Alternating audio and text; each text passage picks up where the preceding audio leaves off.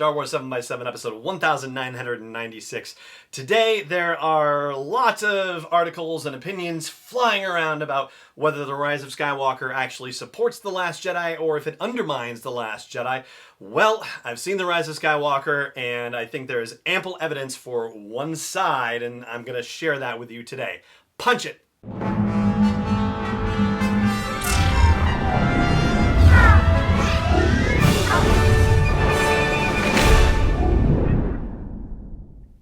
Hey Rebel Rouser, I'm Alan Voivod and this is Star Wars 7x7. Thank you so much for joining me for this episode. So this is a spoiler-filled episode for The Rise of Skywalker. If you have not seen the movie yet, then you'll want to hold this episode for a later date.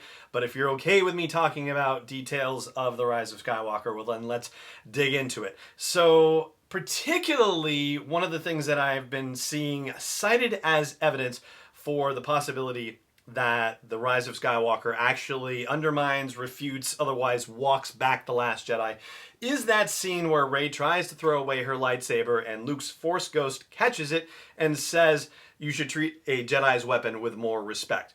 So, that is being suggested as a repudiation of the scene at the very beginning of The Last Jedi where Luke takes his Jedi weapon handed to him by Rey and goes doink and throws it over his shoulder. But Luke's arc in The Last Jedi is to learn that the choices that he made were not the right choices and for him to earn redemption. So he has actually learned as a result of The Last Jedi that he should have treated his Jedi weapon with more respect in the first place. So it actually supports what happened in The Last Jedi, at least as far as his whole story arc went. And what's more is that he tells Rey not to do the same thing that he did, which is what she's trying to do, sit on Ahch-To and never go out in the galaxy again. Same thing. He's telling her, look, I was wrong. He realized that in The Last Jedi in the first place, and now he gets to communicate this. And in fact, the whole thing that Yoda talks to Luke about in The Last Jedi, about passing on what you've learned, not just the successes, but the failures too. This is his opportunity to say, hey, what I did was wrong. Don't do what I did. This was a failure on my part. Learn from my failures as much as my successes. So absolutely supports what Rian Johnson was doing in The Last Jedi. Then you have the matter of Supreme Leader Snoke. So let's do a little quick thing before we get to Snoke and say that here on the podcast, we've talked about the fact that the sequel movies are not just doing the job of the original trilogy. They're actually doing the job of the original trilogy and the prequel trilogy. And in fact, The Force Awakens covers the first 4 movies from all 3 prequels through A New Hope in terms of their story beats, right? You had a Galactic Republic or a New Republic that was in place, and then it was wiped out, and then the bad guys came into power, and then they suffered a huge defeat of their giant planet-killing starbase, right? 4 movies previously, 1 movie now, okay?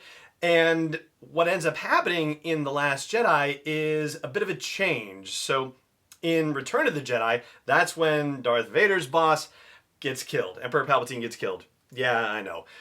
In Return of the Jedi. So we had to assume that Snoke was going to get killed at some point in the sequel movies. It just so happened that Rian Johnson made that happen in The Last Jedi instead of it happening in Episode 9.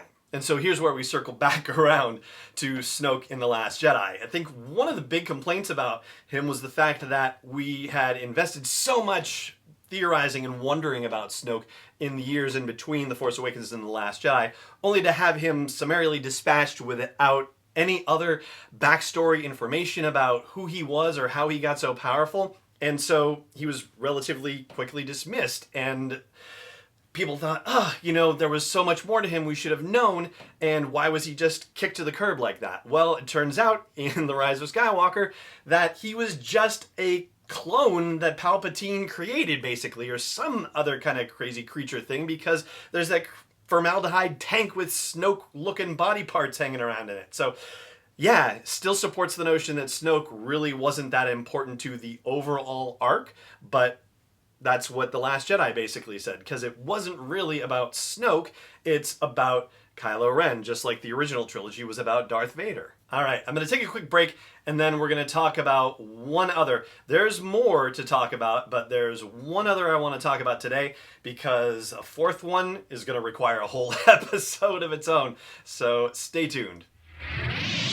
Hey Rebel Rouser, I've made some changes to the asteroid belt level at patreon.com/SW7X7, and they are all with sponsors in mind. So if you want to get the word out about your business, your product, your service to a dedicated Star Wars audience, then please check out patreon.com/SW7X7 and look for the asteroid belt level for details. Again, that's patreon.com/SW7X7.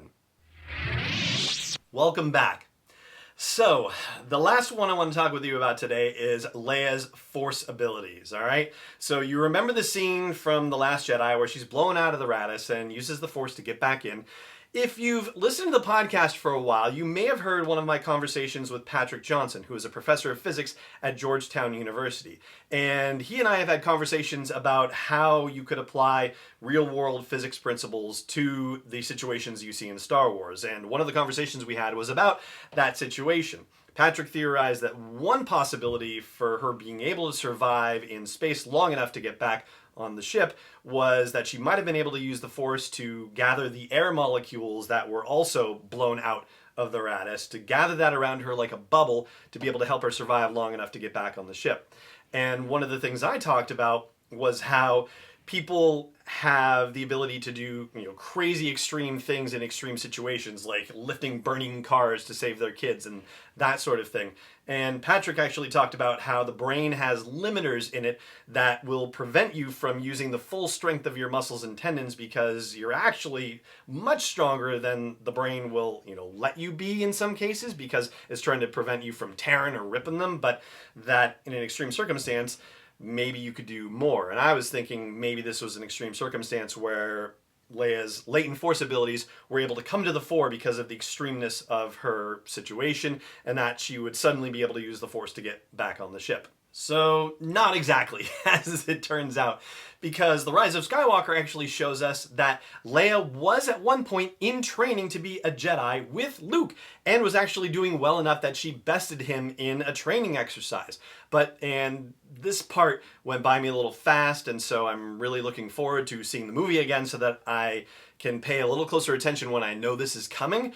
Not that I wasn't paying close attention, it was just, a lot to take in, but that whole bit about how she saw something in her future and that she decided to give up her Jedi training as a result, but ultimately she had some Jedi training, and so that supports the notion of her ability to be able to use the Force and bring herself back onto the Raddus without it having to be an emergency extreme situation, that there was some talent that she had and she just reconnected with it. And I'm going to stop it right there, but there is one very big one that we need to talk about, and we will talk about that on tomorrow's episode. But for today, that's going to do it. Thank you so much for joining me for it, as always, and may the Force be with you wherever in the world you may be.